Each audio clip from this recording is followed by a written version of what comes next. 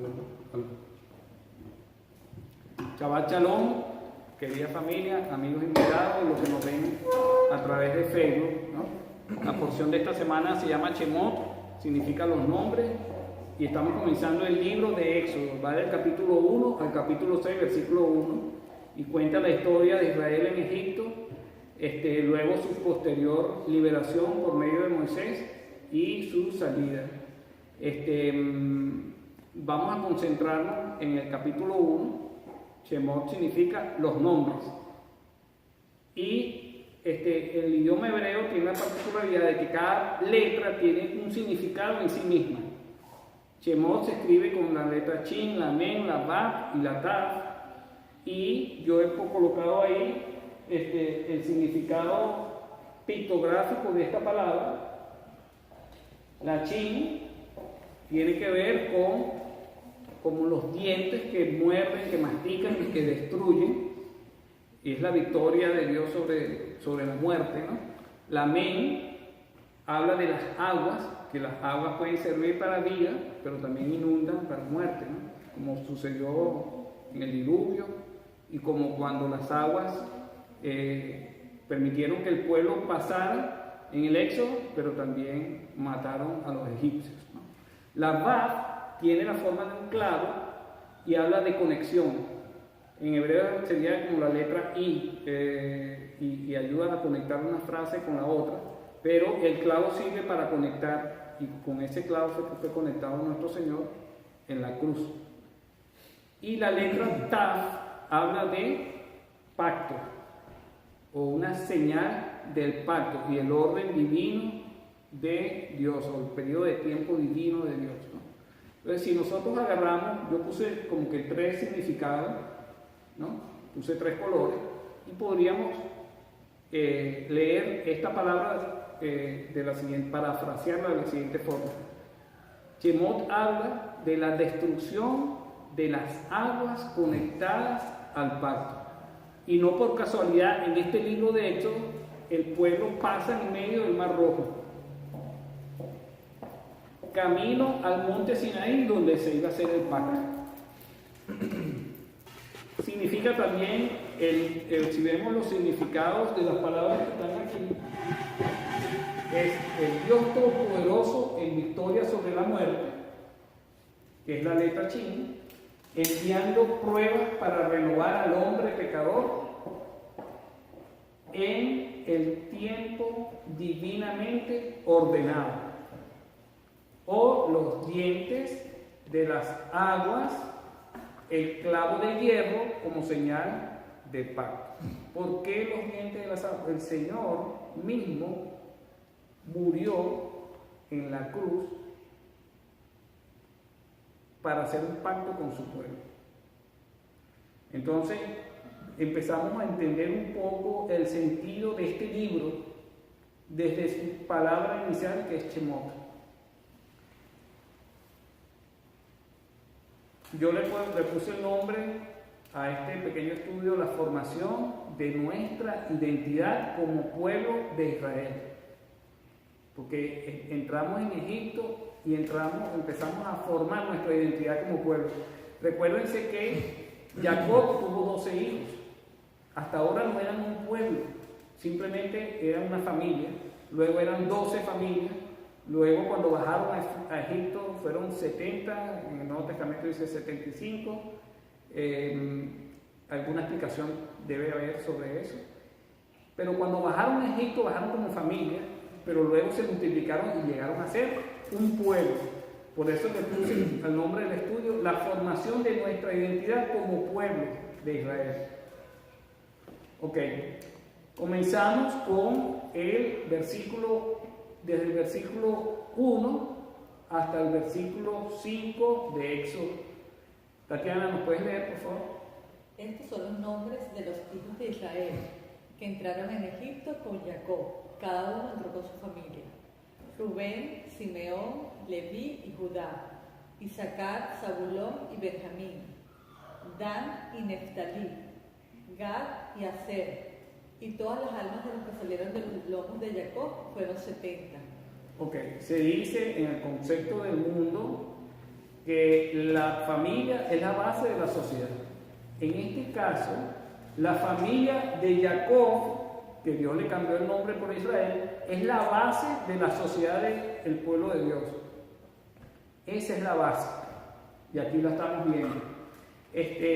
Y hay algo interesante, que aquí muchos de estos hijos se equivocaron y cometieron grandes pecados. Por ejemplo, Rubén mancilló el lecho de su propio papá acostándose con una de sus concubinas. Leví y Simeón mataron a un poco de gente vengándose de que ultrajaron a la hija de Jacob en contra del trato que ya Jacob había hecho con el pueblo de Siquem. Y así sucesivamente cada uno de los hijos, pero ya tenían un sentido de familia. Y a pesar de todos esos errores, nunca dejaron de ser una familia. Y nosotros tenemos que tener ese mismo sentido de pertenencia. Y a pesar de los errores que podamos cometer, no debemos separarnos nunca, ni como familia, ni como pueblo de Dios. ¿Ok? Entonces bajaron todas estas almas a Egipto. Continuamos leyendo y podríamos leernos desde el versículo 5 al versículo 7, por favor. Todas las personas que descendieron de Jacob fueron 70 almas, y José estaba en Egipto, y murió José, y todos sus hermanos y toda aquella generación. Y los hijos de Israel fructificaron, y crecieron, y se multiplicaron, y fueron aumentados y fortalecidos en extremo, y la tierra se llenó de ellos. Ok, la tierra se llenó de los hijos de Israel. Se ve que Dios, o la bendición de Dios, estaba en medio del pueblo. Recuérdense que aunque la tierra de Egipto era muy grande, ellos fueron confinados a la tierra de Gosén, a un sector en específico, que fue el que José le pidió a Faraón, y ahí era donde vivía todo el pueblo de Israel. Ahora, nosotros debemos hacernos una pregunta. ¿Por qué el pueblo de Israel fue esclavizado en Egipto? ¿Por qué fue esclavizado? ¿Alguien tiene una opinión, una respuesta al respecto? Yo. Ajá, ¿verdad? Porque el pueblo se multiplicaron muy rápido. Bueno, eso no es suficiente razón como para saber por qué fue esclavizado. Porque el hecho de que se multiplique no. Porque no solo que se multiplicaron mucho, porque si no el faraón temía que algún día los hijos de Israel se enfrentaran a Egipto, se pusieran en contra y eran más numerosos y les ganaran una batalla. Ok, pero esa es la razón por la cual Faraón quiso subyugar o esclavizar a los hijos de Israel. Ahora, ¿por qué Dios permitió eso? Porque simplemente Dios, por no permitirlo, podría hacerlo. ¿Por qué Dios lo permitió?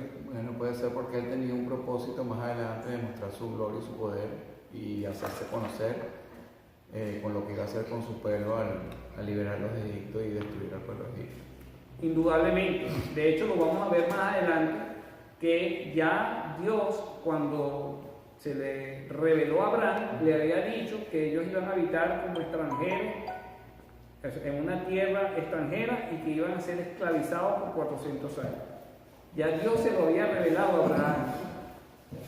Pero aparte de eso, que es verdadero, debe haber pasado algo con el pueblo de Israel para que Dios permitiera que fueran esclavizados.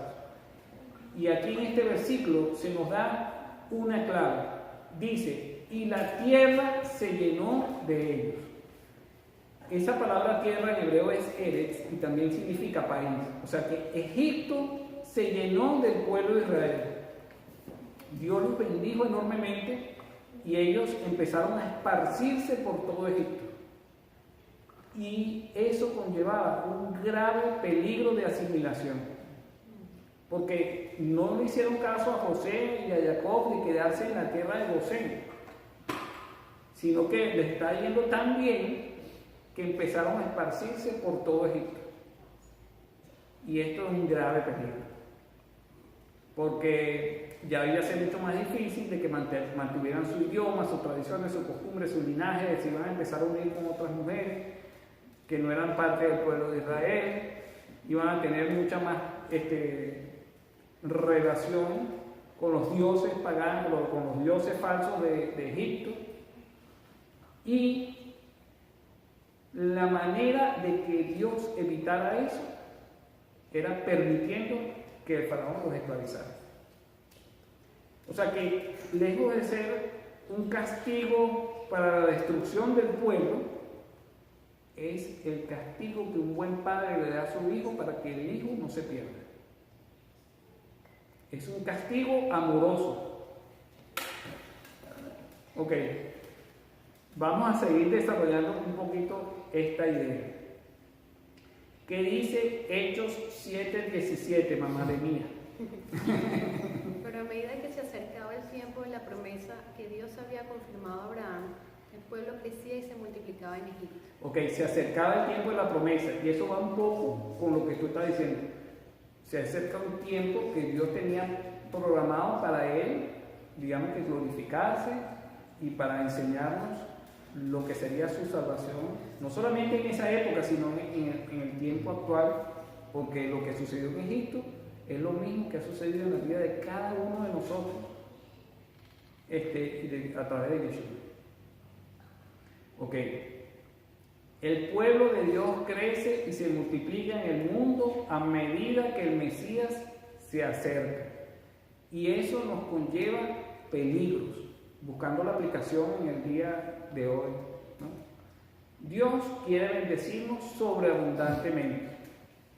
Si nosotros estamos bajo sus alas, vamos a obtener muchos beneficios de parte de Dios. Pero el objetivo no son los beneficios, el objetivo es la comunión con Dios. Los beneficios son una consecuencia, pero si nos desenfocamos, entonces vamos a terminar persiguiendo las bendiciones y nos vamos a terminar asimilando en el mundo. Así como el pueblo de Israel empezó a llenar la tierra de Egipto. Ok.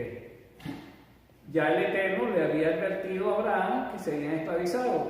Eso está en Génesis 15, del 13 a 14. Félix, ¿no? Marcel, Dios mío. En algún momento me lo va a llamar. Marcel. ¿Puedes leerlo, por favor, Marcel? Sí. Y Dios dijo a Abraham: ten por cierto que tus descendientes serán extranjeros en una tierra que no es suya, donde serán esclavizados y oprimidos 400 años. Mas yo también juzgaré a la nación a la cual servirán, y después saldrán de allí con grandes riquezas. Qué bueno es que Dios nos advierte de su propósito y de lo que va a hacer, porque eso nos da tranquilidad, porque el día que venga la prueba y seamos esclavizados, oye, nos acordamos de que Dios nos advirtió, y eso nos da esperanza. No vamos a entrar en depresión, podemos entrar podemos preocuparnos, atemorizarnos por un instante, pero cuando nos acordamos de las promesas de Dios, oye, verdaderamente eso nos da paz y tranquilidad, confianza. ¿Ok? Esto me acuerdo mucho de Habacuc. Okay. Éxodo 1 del 8 al 10. Mi amor, ¿puedes leerlo, por favor? Entre tanto se levantó un nuevo rey sobre Egipto, que no conocía a José, y dijo a su pueblo: he aquí, el pueblo de los hijos de Israel es más grande y más fuerte que nosotros. Ahora pues, seamos sabios para comer, no sea que se multiplique y acontezca que vinieron guerra. Él también se una con nuestros enemigos y pelee contra nosotros y se vaya de la ¿ok? Cuando nosotros empezamos a llenar nuestra vida con el mundo o con las cosas materiales que en el mundo nos ofrece, es el tiempo de nuestra esclavitud. Puede ser nuestro trabajo, nuestros deseos. A veces, mira, oye, yo quiero tener un yate. Aquí en Miami, buenísimo, perfecto para disfrutar y tal, aquello, otro. Y veo que mis amigos tienen yates y cosas. Y yo quiero, porque yo quiero ver, porque yo los veo a ellos felices con sus familias, disfrutando. Y yo deseo tener lo que ellos tienen y empiezo a trabajar día y noche por 5 años para poder obtener el dinero para comprarme el yate. Caigo en esclavitud. Me desenfoco de lo que Dios está haciendo alrededor mío. Me desenfoco de atender a mi familia. Y cuando tengo el yate, me doy cuenta de que no era tanta la cosa. Así sucede. Y entonces, ahora ya no busco el yate, ahora busco es otra cosa. La obtengo y ya no me termina de llenar. Y así busco otra cosa, hasta que busco la esposa del amigo. Imagínate. ¿No? Porque la grama del vecino siempre es más verde que la de uno. Y así sucesivamente, y eso es una eterna búsqueda que nunca nos sacia.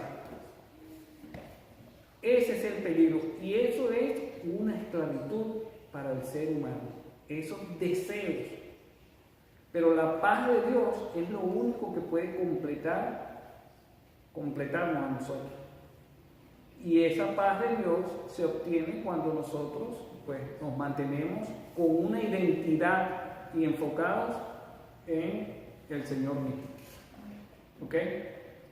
¿Qué dice Hechos 7:19, Alfonso? Hasta que surgió otro rey en Egipto que no sabía nada de José. Ok, Dios no quiere que nosotros nos volvamos parte del mundo. Y Él permite que se levanten autoridades, así sean del mundo, que nos disciplinen.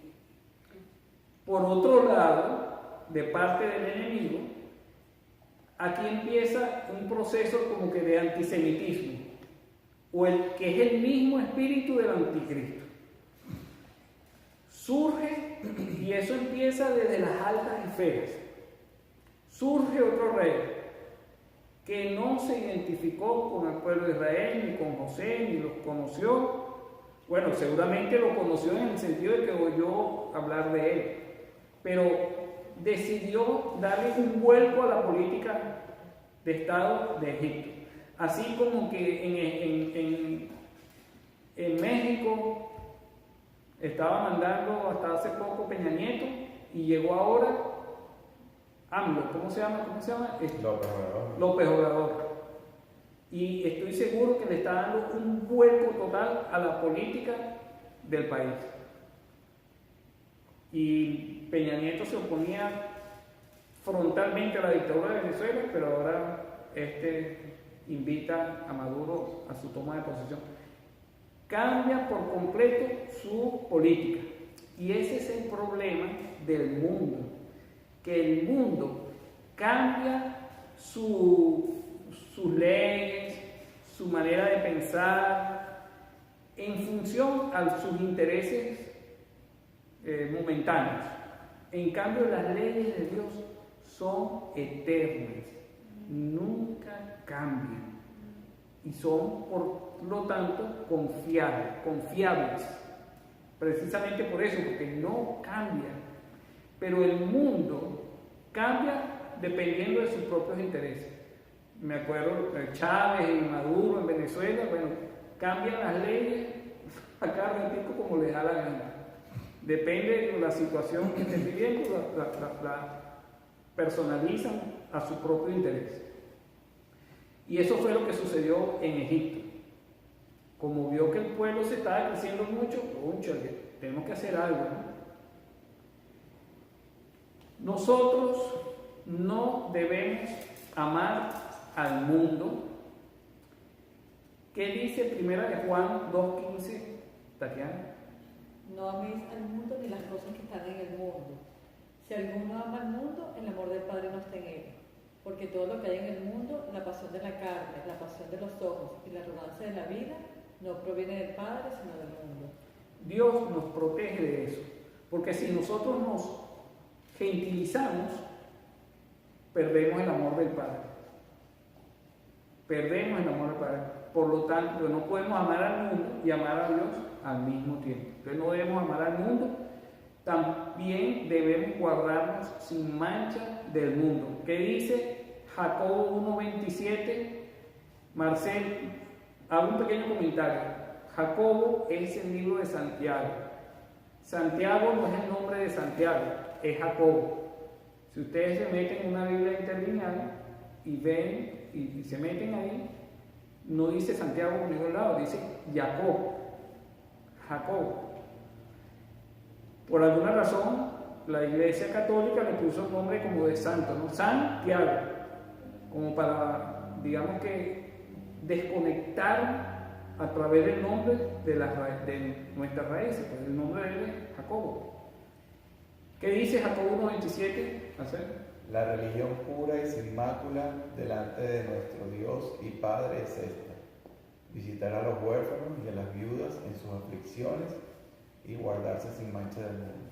Ok, es la sensibilidad por los más necesitados, y esta es la manera que nosotros debemos guardarnos sin mancha del mundo. Estamos en el mundo, pero no pertenecemos al mundo. El pueblo de Israel estaba en Egipto, pero no pertenecía a Egipto.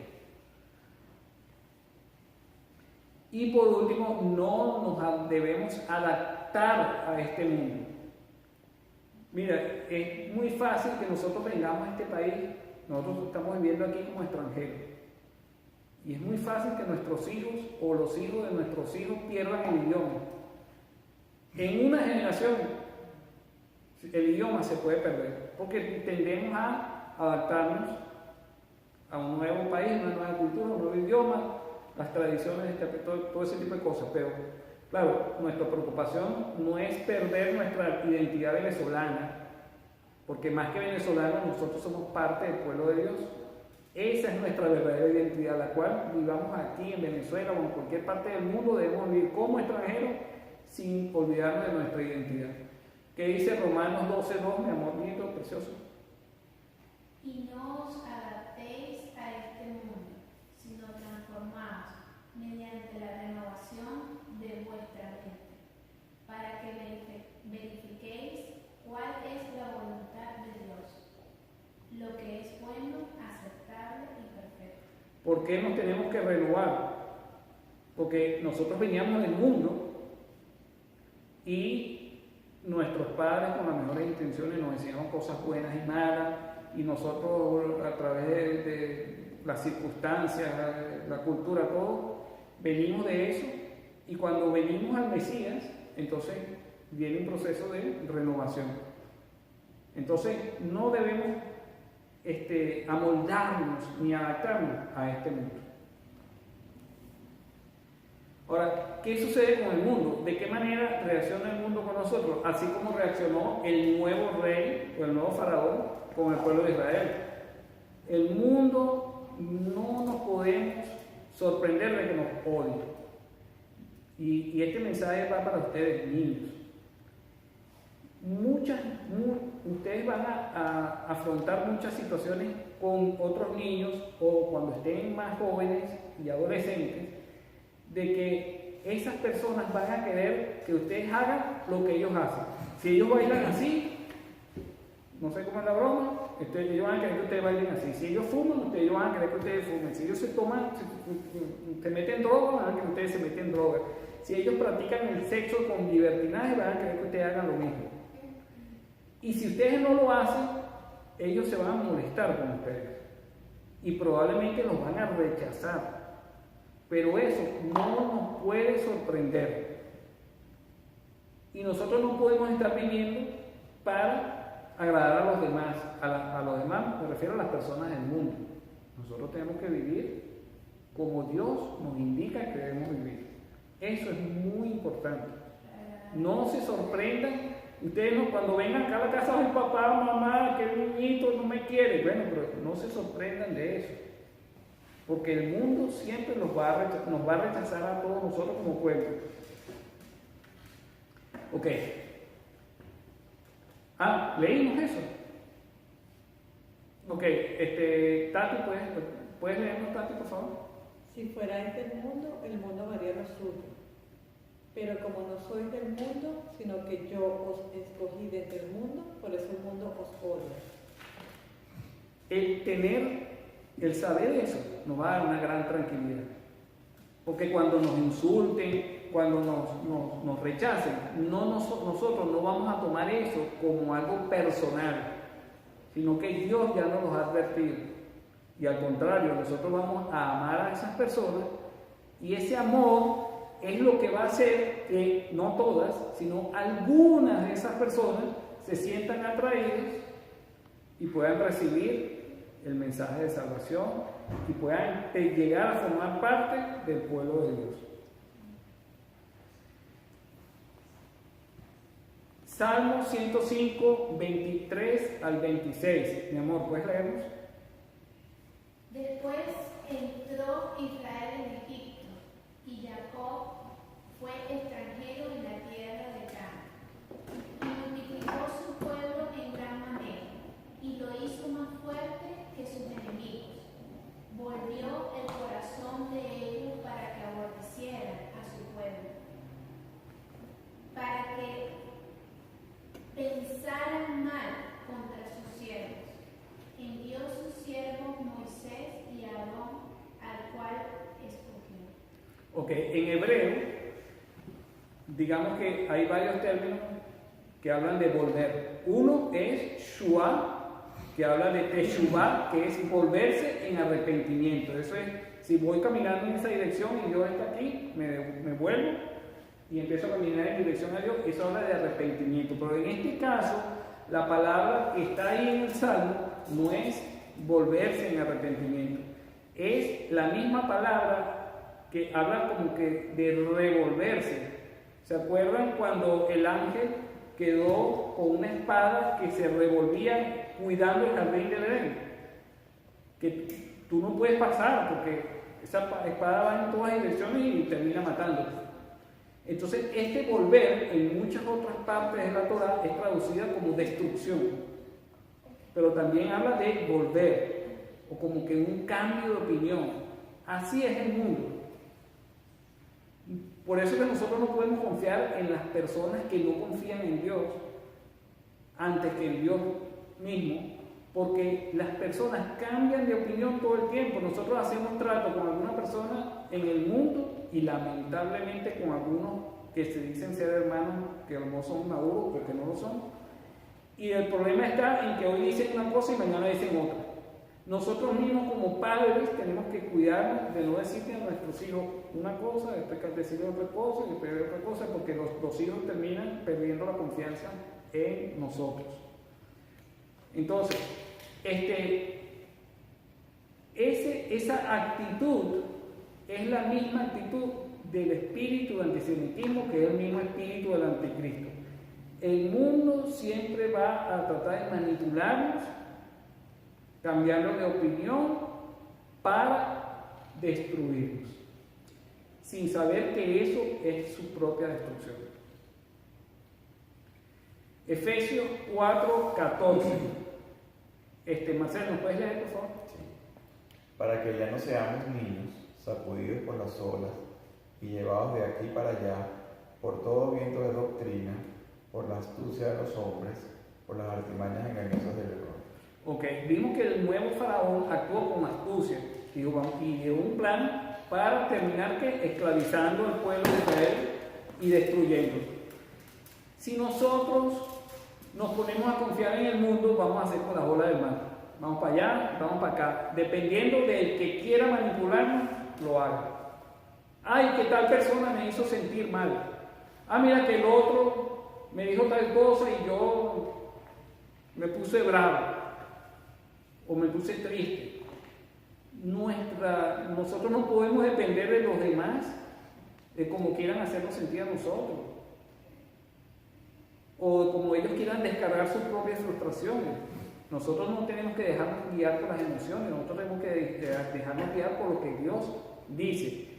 Y mucho menos podemos dejarnos guiar por la astucia de las personas del mundo, con las que tenemos que interactuar día a día. O sea, nosotros tenemos el poder de decidir quién nos afecta emocionalmente. No es que nosotros tengamos el poder, es que el Señor nos dio el poder de su Espíritu de Santidad, que nos permite identificar cuando alguien nos está manipulando, cuando alguien con astucia está tratando de hacernos caer en algo que va en contra y que nos desconecta en nuestra relación con Dios. Discernimiento. ¿Perdón? Discernimiento. Discernimiento, espíritu, todas esas cosas. Bello, y lo que te puedo decir ahorita que es muy importante, que a veces no tomarnos personal, sino que ellos son así, y es como una manera a veces normal de las personas, o sea, piensan que lo que están haciendo está bien. Claro, nosotros a veces también permitimos muchas cosas, pero para ellos es normal muchas de sus Claro. maneras. Y dice la palabra que no tenemos lucha contra carne ni sangre, sino contra principados, potestades. Entonces tenemos que si alguien nos insulta, tenemos que ver qué está haciendo Dios en la vida de esa persona, cuál es su necesidad, cuál es su situación. En vez de yo ponerme ofendido y todo ese tipo de cosas, y pobrecito yo, y no te hablo más nunca, ¿no? Tenemos que estar muy por encima de esas cosas, viendo las cosas como Dios las ve. Sí, y viendo con misericordia, porque obviamente hay oscuridad ahí, pues no. Claro. Tratar de entender eso, parecen los zapatos, porque ellos no reconocen porque están ciegos, están muertos en sus pecados, no Claro. pueden identificar y reconocer lo que están haciendo, pero nosotros sí. Por supuesto, tenemos que ejercer nuestra primogenitura, lo que Dios nos ha dado. Ahora, si nosotros nos dejamos llevar por esas cosas, lo tomamos personal por esas personas, entonces terminamos siendo como dudando de Dios mismo. Y eso es lo que hace que seamos inconstantes, etc. Dime, mi amor. Lo que acaba de decir Marcel, eso es otro nivel, eso es un nivel muy alto, pero nos mantenemos en ese nivel cuando estamos en comunión con el Señor. O sea, para poder identificar eso rápidamente y no caer en el juego, o sea, es estar en comunión con el Señor. Es la única forma. Ok. Isaías 12, del 1 al 12. ¿Qué nos dice? Ya va. Ima, Mai. Fíjate, Ima en hebreo es mamá. Mía y Mai. Y más es agua. Mai es agua. Ok. Isaías 12, del 1 al 2, Mai. Y dirás en aquel día, te daré gracia, oh Señor, pues aunque te enojaste contra mí, tu furor se apartó y me has consolado. He aquí, Dios es mi Salvador, confiaré y no temeré, porque mi fortaleza y mi canción es el Señor Dios, Él ha sido mi salvación.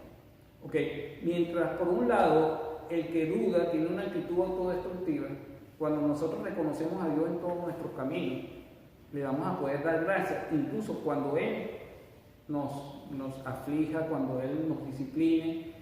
Y aquí dice, te daré gracias, oh Señor, pues aunque te enojaste contra mí, pues tu furor se apartó y me has consolado, tú eres el Dios de mi salvación. Oye, vamos a poder ver a Dios en todas las cosas. Todos los que creemos en el Señor y confiamos en Él, todas las cosas nos ayudan para bien. Esa debe ser la verdadera actitud. Y eso es lo que pienso yo que pudo sostener al pueblo unido y firme durante todos los años que vivieron en esclavitud en Egipto, ¿no? El Salmo 119, 71, que dice, Tati. Bueno para mí ser afligido, para que aprenda tus estatutos. Bueno para mí es ser afligido, para que aprendas tus jukot. Esa palabra en hebreo, jukot, habla de las promesas de Dios. Por ejemplo, el que la luna y el sol permanezcan en los cielos para alumbrar en el día y para alumbrar en la noche, eso es un jukot establecido por Dios, que es inmutable. Y es lo mismo que las promesas de Dios, que son inmutables. Y cuando el Señor nos aflige, como afligió al pueblo de Egipto, fue para mostrarle sus promesas de salvación, sus promesas inmutables. O sea, que independientemente de que el pueblo de Israel quiso llenar todo Egipto, e independientemente de los planes y las artimañas del nuevo rey, por encima de todo eso están las promesas inmutables de Dios para con su pueblo de Israel, es decir, para con nosotros. Cuando el Señor nos aflige, podemos ver con mucho más claridad y aprender sobre sus promesas. Bueno, mientras más oscuridad hay, más apreciamos la luz cuando la vemos. Correcto. Y sobre todo si ya hemos probado la luz después. Porque si siempre toda la vida hemos vivido en la oscuridad, no tenemos conciencia a lo mejor. Ok. El mismo salmo, desde el versículo 66 al 68, ¿puedes leernos, Abraham? Enséñame buen juicio y conocimiento, pues creo en tus mandamientos. Antes que fuera afligido, yo me descarrié, mas ahora guardo tu palabra. Bueno eres tú y bien hecho. Enséñame tus estatutos. Esa es la actitud que debemos tener con nosotros. Señor, ¿qué estoy haciendo mal? O sea, si reconozco que no estoy obrando conforme a tu voluntad, Señor, enséñame tus mandamientos, tus estatutos, tus mandamientos de justicia, enséñame todas tus promesas, quiero guardar tu palabra, quiero mostrarte agradecimiento y amor. Esa es la actitud. Ok, continuamos con Éxodo. ¿Cómo reaccionamos ante las pruebas y cómo reacciona el mundo? Éxodo 11, 1 del 11 al 12. Mi amor. Entonces pusieron sobre ellos capataces para oprimirlos con duros trabajos, y edificaron para Faraón las ciudades de almacenaje, Pitón y Ramasés.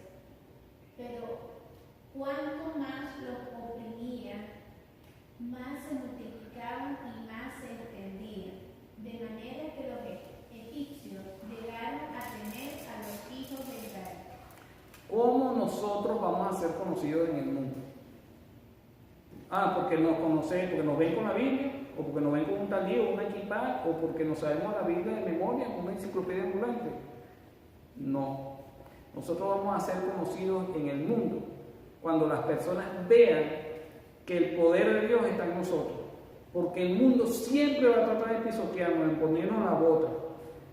Pero mientras más dura sea la prueba, más nos vamos a multiplicar y vamos a expandir la palabra de Dios por todos lados.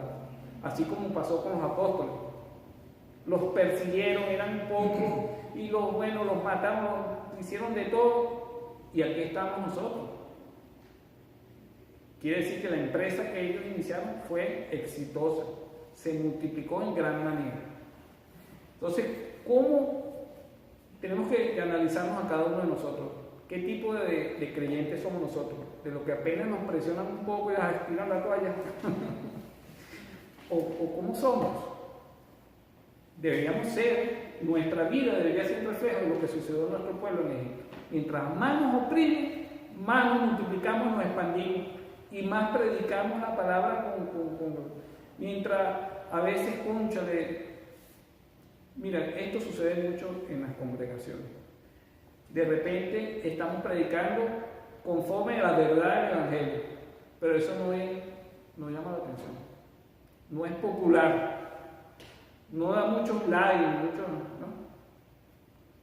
Entonces nos adaptamos a las personas y empezamos a decirles lo que ellos tienen que escuchar. Empezamos a ser condescendientes con el pecado, etc. Porque no soportamos la prueba y terminamos teniendo a lo mejor una mega iglesia con un mensaje de la prosperidad, etcétera, que lo otro, pero conduciendo al pueblo de Dios a un despeñadero. Entonces, ¿cómo reaccionamos nosotros ante las pruebas? ¿Nos adaptamos al mundo o predicamos con más fuerza la palabra de verdad? Reflexionemos un poco sobre cada uno de nosotros. Segunda de Corintios 12:10 nos dice cómo nosotros debemos enfrentar las pruebas. Renata, ¿puedes leernos, por favor, mi corazón? Por eso me complazco en las debilidades, en insultos, en privaciones, en persecuciones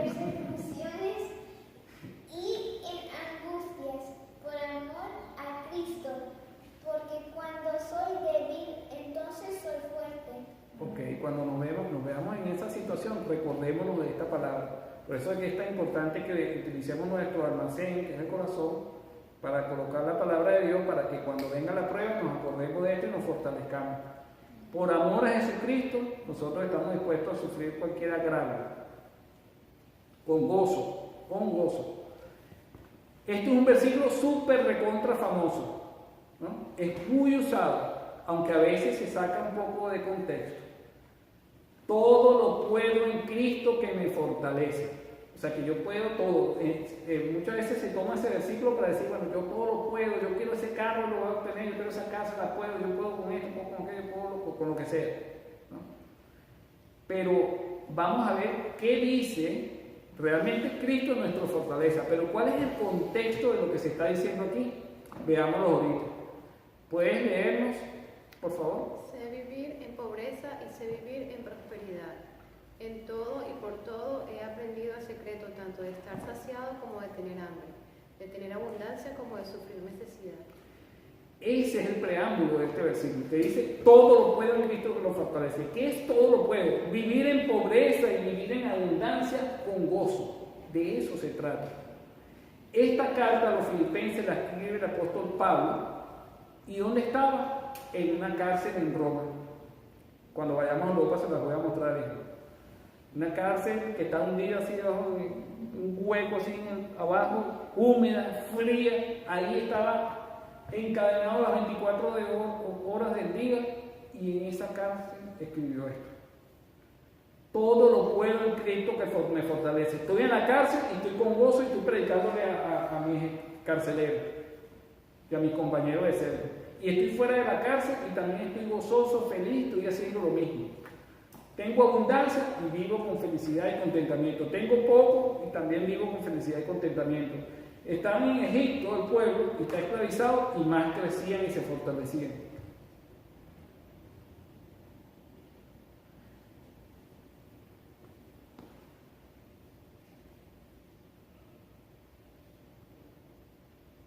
Éxodo 1:12.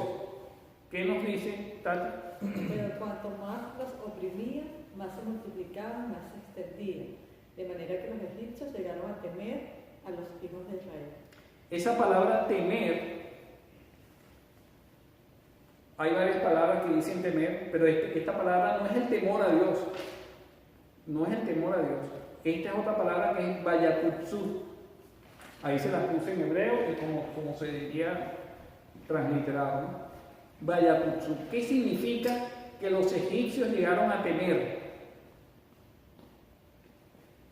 Esa palabra buscamos en el diccionario Strong, que viene de la palabra hebrea kutz, que significa abominación, aborrecer, se angustiaron y llegaron a sentir odio, aborrecimiento y un pavor morboso por el pueblo de Israel. Les pongo un ejemplo que espero que sea entendible.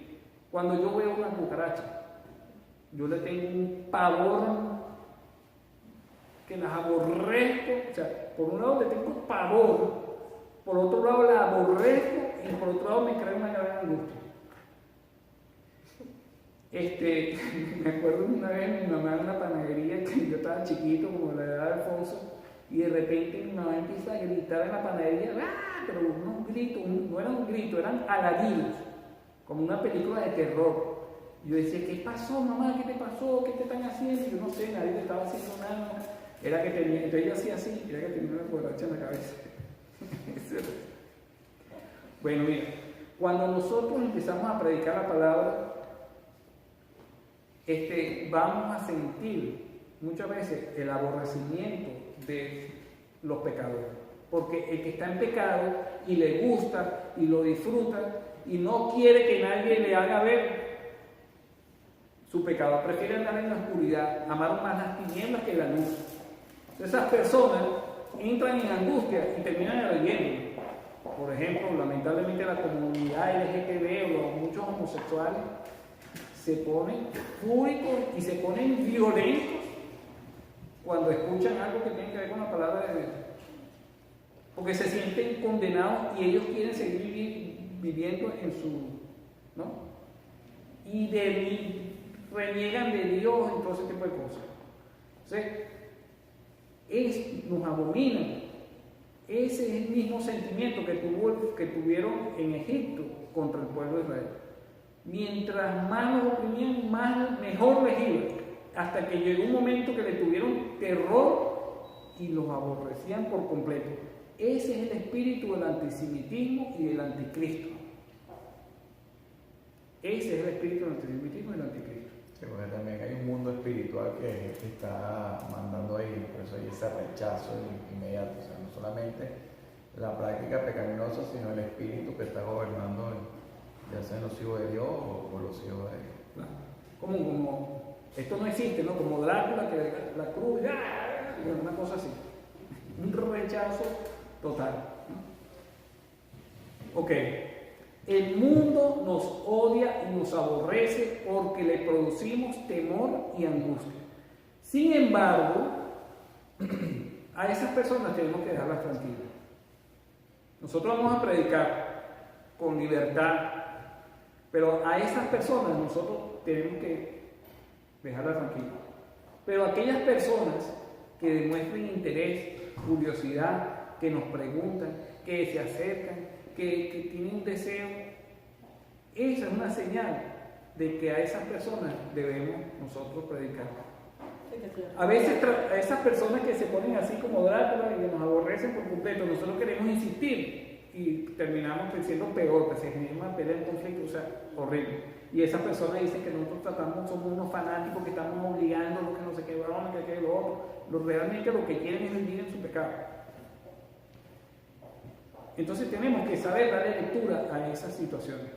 Ahora, el pueblo de Israel cuando salió de Egipto, salieron 70 naciones junto con el pueblo de Israel, o un remanente de hasta 70 naciones. De este mundo, sí hay parte del pueblo de Dios que está disperso y que actualmente no lo conoce. Y Dios los va a extraer por medio de nosotros. Nosotros tenemos que ser sensibles, escuchar la voz de Dios y poder atender el llamado de las personas que Dios está trabajando.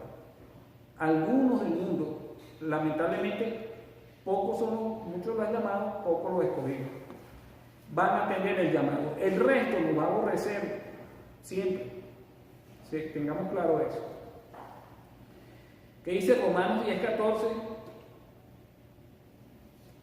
¿Cómo pues invocarán a aquel en quien no han creído? ¿Y cómo creerán en aquel de quien no han oído? ¿Cómo irán sin haber quien les predique? Ok, el hecho de que el mundo nos rechace no quiere decir que nosotros dejemos de predicar. Tenemos que saber reconocer a los hijos o los potenciales hijos de Dios en el mundo. Marcelo, ¿puedes leer Mateo 22:14? Porque muchos son llamados, pero pocos escogidos. Ok. En Egipto, no todos los egipcios murieron. Algunos egipcios mataron al cordero y pusieron sangre en el dintel. Y salieron con el pueblo de Israel. Ok. Esto se repitió. Ok. Éxodo 13 y 14, Tati. Y los egipcios hicieron servir a los hijos de Israel con dureza, y amargaron su vida con dura servidumbre en hacer barro y ladrillo y en toda labor del campo, y en todo su servicio al cual los obligaban con rigor. Ok, mire, El mundo va a ir escalando constantemente y cada vez va a estar peor. Eso tampoco nos debe sorprender. Por ejemplo, lo vemos en la música. Siempre han habido músicas que tienen letras así con doble sentido, pero eso ha ido escalando. Hoy en día ya la cosa es sin doble sentido ni nada, directo, de frente y explícito. El mundo, en su plan de destrucción del pueblo de Dios, siempre va a ir escalando, ¿no? La maldad ha bajado de edad. ¿Ah? La maldad ha bajado de edad. Antes los asesinos eran hombres de 30, 40 años. La maldad está apoderada. Y ya sea los niños de poca edad también. También. Entonces, en esta historia vamos a ver que el faraón va a ir escalando en cada uno de sus planes. Igual que el comunismo en Venezuela. Empezó y tal, que lo otro, ¿no? Que el socialismo, ¿no? La tercera vía de Inglaterra, en Europa, Chávez, diciendo. Él ya tenía un plan y tenía una meta. Y él fue cada vez avanzando siempre en su plan. Y en un momento dado retrocedía un paso y después iba 3 pasos adelante. Siempre va a ir escalando hasta que ahorita ya tienen al país como lo tienen, ¿no? Así es el mundo. Y los egipcios hicieron servir a los hijos de Israel con dureza y amargaron su vida con dura servidumbre en hacer barro y ladrillo, en toda labor del campo y en todo su servicio al cual los obligaban con dureza, con rigor, ¿no? Los siguientes versículos, Marcelo. Y habló el rey de Egipto a las parteras de las hebreas, una de las cuales se llamaba Cifra. No lea lo que está en paréntesis. Y les dijo: cuando asistáis a las hebreas en sus partos, y las miraréis sobre sus asientos, si fuere hijo, matadlo, y si fuere hija, entonces vivo. Ok, primero empezaron a dar un trabajo muy fuerte para que los hombres se fueran acabando y en la medida que los hombres se fueran muriendo, pues ellos se van apoderando de la mujer. No funcionó el plan, se multiplicaron y se fortalecieron. Bueno, vamos a seguir avanzando en nuestro plan. Ahora vamos a matar a todos los hijos varones antes que cuando apenas nazcan, ¿no? No los podemos matar de adultos, bueno, vamos a matarlos desde que apenas nazcan. Ok. Ya, que tú dices que hablaste lo de que siempre va escalando, por ejemplo, en esta parte del mundo, y justamente yo estaba leyendo el Salmo 37, que es el versículo 7, dice, bueno, quédate quieto en la presencia del Señor y espera como fuerza que la actúe, y no te inquietes por la gente mala que prospere, ni te preocupes por sus perversas maquinaciones, porque a veces sabemos como la gente del mundo como su prosperar, y tú dices, como por qué, y como que por qué le va bien, pero no es tan bien como le va, como uno quizás lo está viendo, o sea, pareciera que le va bien, pero no es así. Sí, Dios es justo y Él juzga con justicia y en su debido tiempo. Ok. Mas las parteras temieron a Dios y no hicieron como les mandó el rey de Egipto, sino que preservaban la vida de los niños, y el rey de Egipto hizo llamar a las parteras y les dijo: ¿por qué habéis hecho esto, que habéis preservado la vida de los niños? Y las parteras respondieron a Faraón: porque las mujeres hebreas no son como los egipcios, porque son robustas y dan a luz antes que la partera venga a ellas. Vamos a ver un poquito sobre... Una se llamaba Cifra y la otra se llamaba Púa. Habían como un promedio de 500 parteras, y Cifra y Púa eran, como decir, las líderes de las parteras líderes. En la tradición del pueblo judío se dice que Cifra era Miriam, la mamá de Moisés, y Púa era Yochebed, la hermana de Moisés. Descendientes de Leví. Vamos a ver un poquito, aquí en el hebreo hay cosas que nosotros no captamos si no vamos al idioma original, y se hace un juego de palabras. Una se llamaba Cifra porque Shafer, ¿no? Fíjate que Cifra y Shafer se escriben prácticamente igual, lo único que la última letra no está aquí, ¿no? Cifra y Shafer, que se escribe así, la última letra no está aquí. Pues es la misma palabra, ¿no? Chafet, vamos a ver ahorita lo que significa. Y Ua, porque Pa. Pa significa, Chafet significa belleza y Pa significa hablar o conversar, ¿no? Y entonces ya les voy a explicar un poquito qué es lo que dice la tradición, ¿no? Cifra, que era Miriam, dime, hija. Yo pensé que la hermana de Moisés era Miriam y la mamá era Yoheved. Oye, ahora me pusiste a dudar. No, yo creo que Miriam. Ah, no, Miriam era la hermana. Tienes razón, Renata. Gracias por corregirme. Tienes razón. Yoheved era la mamá y Miriam era. Perfecto. Gracias. No quiero confundir. Mira, ok, entonces fíjate. Cifra significa adorno, justicia, claridad, ¿no? Y la misma palabra también significa belleza. Que ahí está el Strong 8235 y está el 8234, que es la misma palabra. Bueno, realmente aquí me equivoqué y la última letra no está ahí. Son la misma palabra, se escribe exactamente igual. Shefer significa belleza y habla de una montaña en el desierto. Como el Ávila, digo yo, no sé, el Ávila, carajo, es una belleza, ¿sí? Entonces, Miriam se encargaba de agarrar al bebé, limpiarlo, vestirlo, ponerlo bello.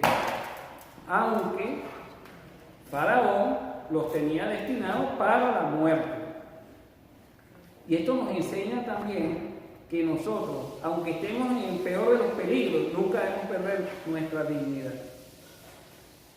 Nunca debemos perder nuestra dignidad. Mira, cuando creo que Daniel fueron echados al foso de fuego y sus amigos se pusieron sus mejores vestidos y entraron al horno de fuego. No debemos perder nunca nuestra dignidad como hijos de Dios, vestidos de la justicia de Dios, vestidos de lino fino, aunque estemos en el peligro de muerte. Y la otra palabra, Púa, porque Pa, que significa hablar, Púa se encargaba, que era Yoheved, le hablaba a las madres en el oído para que tuvieran un buen parto. Yo me acuerdo que cuando Marlene, en todos los partos, yo siempre estuve al lado de ella, animándola, hablándole, dándole fuerza, ¿no? Apoyándola. Bueno, esa era la labor de Púa. Y también le hablaba al bebé para calmarlo, ¿no? Entonces, las parteras del pueblo de Dios tienen una función de piedad y son parte del plan de salvación. Pero el propio Faraón las quiso usar para el efecto contrario, para lo contrario, para matar a los niños. Sin embargo, ellas tenían temor de Dios, pero no solamente tenían temor de Dios, sino que también tenían el apoyo de su familia. Yo coloqué este comentario aquí. No solo preservaron la vida de los niños, sino que también oraban para que los niños no nacieran con ningún defecto, ninguna tara, ningún defecto congénito de nacimiento. Y también oraban para que las madres no murieran en medio del parto. ¿Por qué? Porque tenían temor de Dios. Y también tenían el apoyo, esto es un pensamiento mío, que ellas seguramente tuvieron que tener el apoyo de sus maridos y de toda su familia y de todo el pueblo de Israel. O sea, que fueron fortalecidas en medio de la comunidad. Nosotros tenemos que aprender a apoyar a nuestras esposas, a nuestras mujeres, para que ellas cumplan con la función que ellas tienen. Es extremadamente importante en el hogar y en medio de la congregación también. Fíjate como Renata me acaba de... Gracias, hermano. Ok, tenemos que tenerle temor al Eterno y no a los hombres. Mateo 10:28, ¿qué dice, Marcelo? Y no temáis a los que matan el cuerpo, pero no pueden matar el alma. Más bien temed a aquel a que puede hacer perecer tanto el alma como el cuerpo en el infierno. Amén. Ya estamos terminando el capítulo 1, que es el estudio, ¿no? Éxodo 20 y 21, May. Y Dios hizo bien a las parteras, y el pueblo se multiplicó y se fortaleció en gran manera. Y sucedió que por haber las parteras temido a Dios, Él les hizo casas. Ok, ¿qué significa de que les hizo bien y les hizo casas a las parteras? Significa, uno, les hizo bien porque el pueblo fue multiplicado y no fue diezmado. Dos, porque las protegió, porque se tuvieron que enfrentar al faraón y lo hicieron con mucha sabiduría y el faraón no les hizo nada. Y tres, porque como ellas eran la futura mamá de Moisés y la hermana de Moisés, le dieron como herencia la casa sacerdotal, porque de Moisés y de Aarón vinieron los levitas, eran parte de la tribu de Leví, vinieron la tribu sacerdotal y la del sumo sacerdote, que tenían que ser hijos de Aarón, ¿no? Entonces ese fue el beneficio, la bendición que les dio a las parteras. El versículo 22 sigue la escalada. No funcionó ese plan. Bueno, ahora vamos a ver qué hacemos. Tati. Entonces Faraón mandó a todo su pueblo diciendo: echad en el río a todo hijo que naciere y a toda hija preservada. Ok, ahora sí se va de frente. Ahora ya no va a estar con un plan raro, no, ahora sí, ahora vamos a agarrar y los matamos, listo, los echamos, yo tengo orden de. ¿No? Por eso les digo que el mundo siempre va a ir escalando en contra de nosotros, el pueblo de Dios, y tenemos que estar preparados, tenemos que tener firmeza y tenemos que tener una identidad bien formada, una personalidad, un carácter de Dios en nuestras vidas.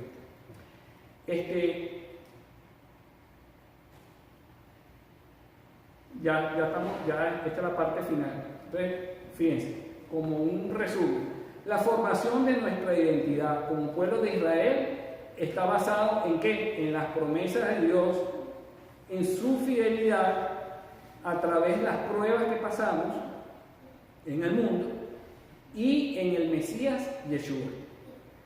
Les voy a hacer una pequeña muestra en el hebreo. Las letras tienen un valor numérico, no existen los números,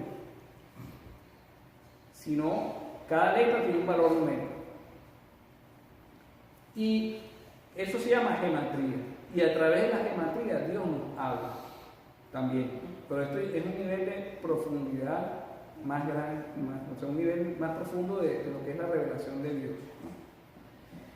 Fíjense, en esta misma parashá, en el capítulo 3, versículo 14, después que Dios se le aparece en la zarza a Moisés y la zarza no se quema, porque eso habla de nosotros mismos. Estamos en este mundo y el fuego no nos quema y las aguas no nos inundan. Entonces, esa zarza que no se quema habla también del pueblo de Israel, de nosotros mismos. Y después le dice que vaya a liberar al pueblo que ha escuchado sus oraciones, su clamor, su angustia. Y Moisés le dice, bueno, ¿y cómo me voy a presentar ante ese pueblo? ¿Qué nombre le voy a decir? ¿En nombre de quién voy? Entonces él le dice, y el Eterno respondió y respondió Dios a Moshe, yo soy el que soy. Eso está en futuro, pero sabemos que el presente, el pasado y el futuro para Dios es lo mismo, porque Él es más rápido que la velocidad de la luz, y cuando Él es más rápido que la velocidad de la luz, el tiempo desaparece. Dice Einstein que en la medida que nos acercamos a la velocidad de la luz, el tiempo se va haciendo más lento. Dios no tiene límites de tiempo. Entonces esto lo podemos leer. Yo era el que fui, soy el que soy y seré el que seré. Indistintamente. Podemos leerlo así. Ahora, Moshe, en hebreo se dice Moshe, Ehyeh, Asher, Ehyeh. Esa expresión tiene un valor numérico. Vamos a ver cuál es el valor numérico de esta expresión. Moshe es aquella, ¿no? La primera palabra, y vale 345. Ehyeh, yo soy, 21. Eike, Asher, 501. Ehyeh, 21. Todo eso suma 888. Yo puse allá la palabra Jesus en griego, que es, ¿no? Jesus en griego, y en lo que sería la transliteración, que es el Jesús en español, ¿no? El griego también tiene esa particularidad, que cada letra tiene un valor numérico. Y la palabra Jesus, estos son el valor de cada letra. Después ustedes lo van a poder comprobar, ¿no? Si quieren estar seguros de que eso es así. Y cuando sumamos todas las letras, da 888, el mismo valor que la expresión Moshe. ¿Cómo le dirá a los hijos de Israel? Y Dios le dijo a Moshe, yo soy el que soy, seré el que seré. Vale 888 también. Entonces, por eso que nuestra identidad es el Mesías, que es Dios mismo, es la palabra de Dios en acción. Yeshua significa Dios es salvación. Yeshua es la primera letra del nombre de Dios, Yod-Heh-Vah-Heh. Yeshua es salvación. Dios es salvación. Entonces, cuando Moisés iba en el nombre de Dios, era como si estuviera, o sea, cuando está dando la palabra, cuando nosotros estamos dando la palabra de Dios, estamos impartiendo a Jesús mismo, a Dios mismo. Por eso que el Espíritu de Dios toca los corazones de las personas. Esa es nuestra identidad. Entonces, en conclusión, nuestra identidad se forma por medio de Yeshua y su palabra. Chao, chao. Ok, si quieres, los comentarios los hacemos en la mesa y vamos a hacer la bendición sacerdotal para que